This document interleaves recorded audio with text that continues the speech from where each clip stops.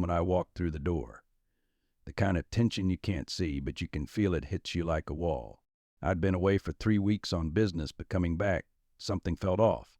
Camille wasn't expecting me back until tomorrow, but here I was standing in our hallway, duffel bag in hand, and everything felt wrong. I'd prepared for this moment. Hell, I'd been waiting for it.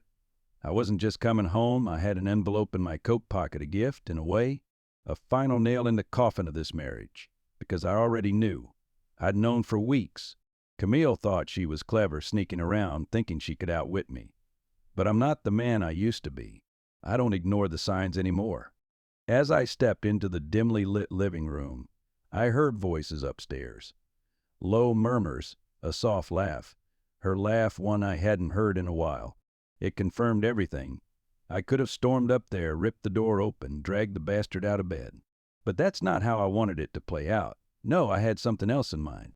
I dropped my bag by the door and slowly made my way to the foot of the stairs. I could feel my heart pounding in my chest, anger bubbling just beneath the surface. But I kept my calm, that envelope burning a hole in my pocket. "Camille," I called out, my voice steady, but laced with the kind of coldness that sends chills down your spine. The voices stopped. There was a shuffle, hurried footsteps on the hardwood floor. She didn't expect me back tonight? Perfect. I smiled to myself. This was just the beginning. Camille came down the stairs slowly, each step deliberate, as if she was buying time. Her hair was slightly tousled, her shirt clinging to her like she had thrown it on in a hurry. She wore that look of surprise, no, shock and something else, fear maybe, but she was trying to hide it behind a smile that didn't quite reach her eyes. "Max, you're home early," she said, her voice a little too bright, a little too rehearsed. She glanced toward the upstairs hallway, where her lover was probably still fumbling to get dressed. Her hands smoothed out invisible wrinkles on her shirt, and she walked toward me with a forced casualness. "I didn't expect you until tomorrow." I didn't move. I just stood there watching her, letting the silence stretch between us. I could see the panic creeping into her expression as she realized I wasn't answering. She knew something was wrong. Camille had always been good at reading me until she wasn't. "I closed the deal early," I said, finally, my voice calm. Too calm. "Thought I'd come home and surprise you." I could see her mind working, calculating her next move. She was always quick, always knew how to cover her tracks. But this time I had the upper hand. I had the truth. "That's great," she said, trying to inject some enthusiasm into her words. I was just about to go to bed. She smiled again, but her eyes darted to the stairs, betraying her. She was nervous. She didn't know what I knew, but she could sense it. The weight of the envelope in my pocket felt heavier by the second. I pulled it out slowly, watching her reaction as I held it in front of me. Her smile faltered just for a moment, and then it was gone, replaced by a look of confusion. But behind that confusion, there was fear. She didn't know what was in the envelope, but she knew it wasn't good. "What's that?" she asked, her voice quieter now, more uncertain. I took a step closer, holding her gaze, feeling the coldness settle over me again. "This," I said, waving the envelope slightly, "is everything you've been hiding." Her face paled. "Max, I don't know what you're talking about." I almost laughed at how quickly she went into defense mode. Classic Camille, deny, deny, deny. But I wasn't playing her game anymore. "I hired a private investigator," I said, cutting straight to the point. The words hung in the air like a death sentence. "I know everything, Camille, late nights, the trips to visit your sister, the mysterious phone calls. I have pictures, phone records, even texts." She froze, her mouth slightly open as if she was about to speak, but no words came out. I could see her world crumbling in real time. The perfect little fantasy she had created for herself shattering at her feet. "Max," she started, but I wasn't in the mood to listen, not anymore. I tossed the envelope onto the coffee table between us, the soft thud sounding louder than it should have in the silence of the room. "I don't want to hear your excuses," I said, my voice low but steady. "I just want you to open it." Camille stared at the envelope like it was a bomb about to go off. In a way it was. Slowly, almost reluctantly, she reached for it, her hands trembling slightly. She fumbled with the seal, and I watched as she pulled out the stack of papers inside. Her eyes scanned the first page, and I saw the exact moment when she realized what it was. Her breath hitched, her fingers clutching the papers a little too tightly. "Divorce papers," she whispered, her voice barely audible. I nodded. "I've already signed them. All that's left is for you to do the same." Her eyes flicked up to meet mine, wide with panic. "Max, please." But I wasn't listening anymore. This wasn't a negotiation. This was the end. Camille's panic was palpable now, her fingers trembling as they gripped the divorce papers. I could see her mind racing, searching for the right words, the right excuse to make this all go away. But I wasn't going to give her the chance to manipulate me, not this time. I'd been patient for far too long. "Max, please," she began, her voice soft, desperate. "This isn't what you think. I can explain." I cut her off with a shake of my head, feeling the anger simmer just beneath my calm exterior. "Explain what, Camille? That you've been sleeping with someone else behind my back. That you've been lying to me for God knows how long." My voice was steady, but every word hit her like a slap. "There's nothing to explain. I already know everything." Her eyes filled with tears, but I didn't feel an ounce of sympathy, not anymore. She wasn't the woman I'd married, the woman I'd loved, trusted, built a life with. That woman had vanished the moment she decided to betray me. She took a step toward me, her eyes pleading. "It was a mistake," she whispered, tears now spilling down her cheeks. "I didn't mean for this to happen, Max. It was stupid. I was stupid." She reached out as if to touch me, but I stepped back, out of her reach. The distance between us felt like a chasm, and I had no intention of closing it. "You were stupid," I repeated, the bitterness creeping into my voice. "No, Camille!" "Stupid would have been a one-time thing, a moment of weakness. This was planned. You hid it. You made excuses. This isn't a mistake. This is who you are now." She shook her head violently, her breath coming in short, panicked gasps. "No, Max. I swear it didn't mean anything. He didn't mean anything." I raised an eyebrow, my gaze cold and unyielding. "Didn't mean anything. You've been seeing him for months, Camille. I've got the proof." I pointed to the papers on the table. "You think I haven't been paying attention? Every late night, every weekend away. It's all in there, so don't tell me it didn't mean anything." Her tears were flowing freely now, her body trembling as she tried to keep it together. "Please, Max, don't do this. Don't throw everything away. We can fix this. I know we can."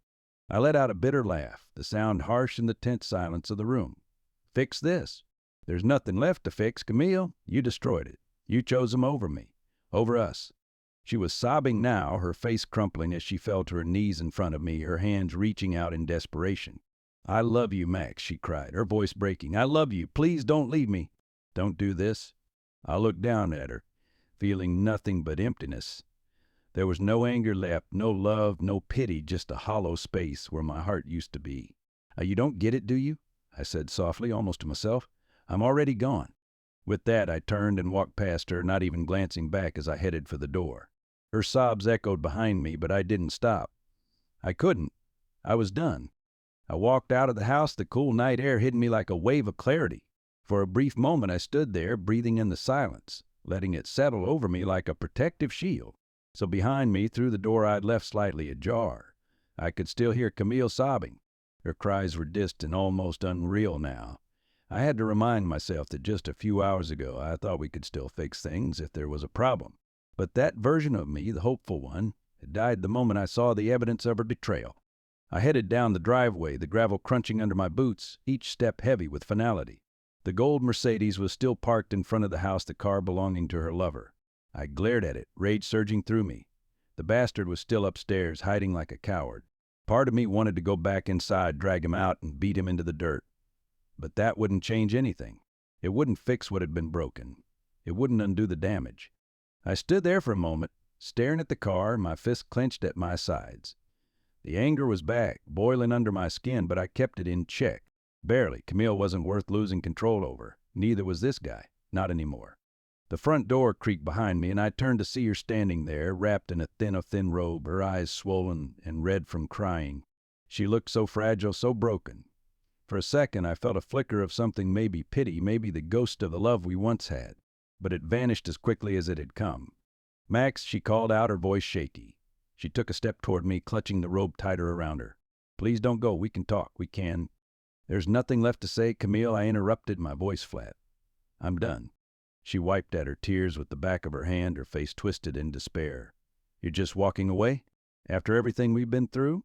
I looked at her, feeling the weight of the years we'd spent together pressing down on me. The memories, the laughter, the fights, the love, it all seemed so distant now, like it had belonged to someone else. "After everything we've been through," I repeated, shaking my head. "No, Camille. After everything you did. You didn't just betray me. You ended us. And now you have to live with that." She flinched at my words, like Each one was a physical blow. "But I love you, Max," she whispered, her voice breaking. "I never stopped loving you."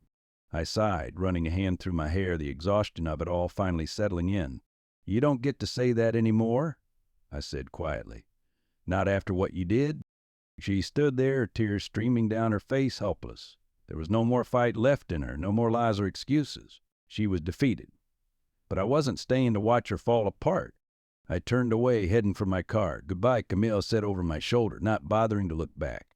As I reached the car, I heard her call out one last time, her voice desperate. "Max, please." I opened the door, got in, and drove away, the sound of her voice fading behind me, lost in the darkness. As I drove away, the house and Camille's desperate cries disappeared in the rearview mirror. The road stretched ahead, dark and empty, mirroring the way I felt inside. My hands gripped the steering wheel tightly, knuckles white, as I tried to focus on the road, on the motion, on anything but the storm brewing inside me. I didn't know where I was going. I hadn't thought that far ahead. The weight of everything I'd just done, the confrontation, the divorce papers, walking away from a life I'd built, was slowly starting to sink in. There was no turning back now. My mind flickered back to Camille's face, her tear-streaked cheeks, her pleading voice. But I shook it off, refusing to feel anything more than I already did. She had made her choices, and now I was making mine. The city lights blurred as I drove through the quiet streets, the late hour keeping most people off the roads. I felt a strange sense of isolation, like I was the only person awake, the only one moving through the stillness of the night. I kept driving, the silence in the car almost suffocating. My phone buzzed in the passenger seat. I didn't need to look to know who it was.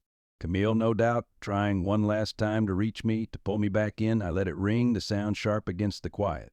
I wasn't going to answer. Not tonight, maybe not ever. Finally, I pulled into the parking lot of a hotel on the outskirts of town. I killed the engine and sat there for a moment, staring at the glowing neon sign. This was it, the beginning of whatever came next. I took a deep breath, grabbed my bag, and stepped into the cold night air. The hotel lobby was quiet, almost eerily so. The receptionist barely glanced up as I walked in, her eyes glazed with the kind of indifference that comes from working the night shift for too long. I approached the counter, feeling the weight of exhaustion settle over me. The adrenaline that had kept me going was fading fast, leaving me hollow. "Just one night," I muttered, sliding my credit card across the counter. She nodded, handed me a key card, and gestured toward the elevators. Small talk, no questions, just another nameless guest passing through. That was fine by me. I didn't want to explain why a man in a wrinkled suit was checking into a hotel after midnight with nothing but a duffel bag, and the look of someone who just lost everything. The elevator ride was slow, the kind that gives you too much time to think. I leaned against the wall, staring at my reflection in the mirror door. I barely recognized the man looking back at me, disheveled, eyes dark with exhaustion, jaw clenched like he was still holding back something dangerous. Maybe he was. Maybe I was. I found my room at the end of the hall, swiped the key card, and stepped inside. The room was generic, sterile beige walls, a single bed, and a view of the empty parking lot. It wasn't much, but it didn't need to be. I wasn't here for comfort. I was here to escape, to breathe. I dropped my bag on the floor, kicked off my shoes, and collapsed onto the bed. For a moment I just lay there, staring up at the ceiling, listening to the hum of the air conditioner. Everything was still. Everything was quiet. But inside my mind was anything but. I lay there on the stiff hotel bed, staring at the ceiling, letting the silence of the room consume me. But no matter how still everything was around me, my thoughts refused to quiet down. The events of the night kept replaying in my head, the cold, detached way I handed Camille the divorce papers, the look of shock on her face, the broken sobs that had echoed behind me as I walked out. I knew it had to be done, but the finality of it all was starting to hit me. There was no going back, no waking up tomorrow and pretending like nothing had changed. This was my life now, alone. The phone on the nightstand buzzed again, lighting up the darkroom. I glanced at it, seeing Camille's name flash on the screen. For a moment I felt a pang in my chest, not because I wanted to talk to her, but because I knew that, despite everything, part of me still wished this had all turned out differently. That the woman I had loved, the woman I had built a life with, hadn't torn everything apart. But I wasn't going to answer. I let the phone buzz until it stopped, silence filling the room once again. I rolled over, closing my eyes, but sleep wouldn't come. My mind raced with what-ifs, with the memories of how we used to be, with the anger at how it had all crumbled. In the stillness of the night, I realized this was the hardest part. Not the anger, not the confrontation, those had been easy, but the emptiness that followed.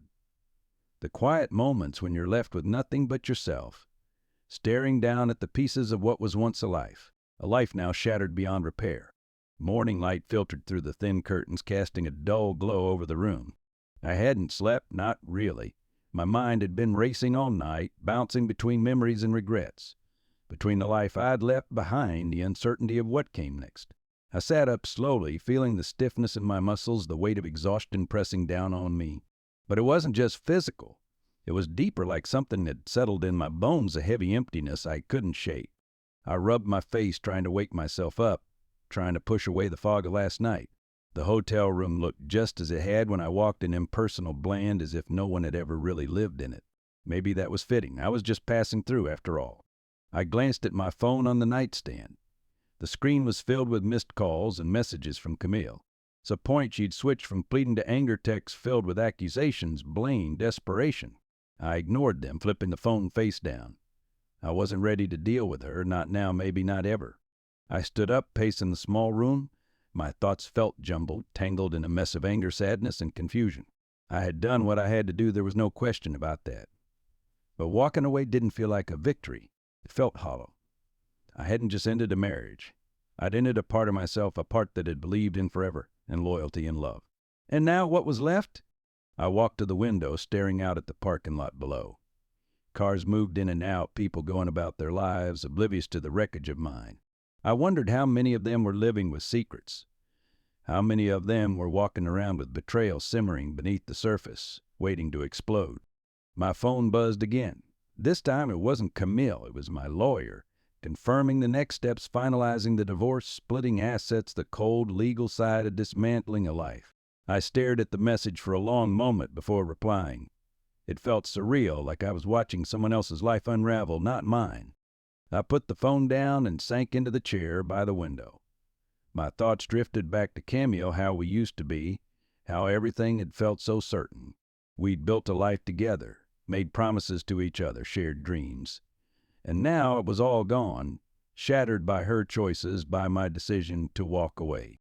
I wondered if she was sitting in the house right now, in the ruins of what we had, feeling the same emptiness I did. But then again, maybe not. Maybe she had moved on already, long before I had even realized it. The thought stung, but I pushed it away. There was no point dwelling on it anymore. What was done was done. I took a deep breath, the weight of everything settling in. I didn't know what came next, but for the first time in a long time, I felt the faintest flicker of something I hadn't felt in years, freedom. Maybe, just maybe, this was the start of something new.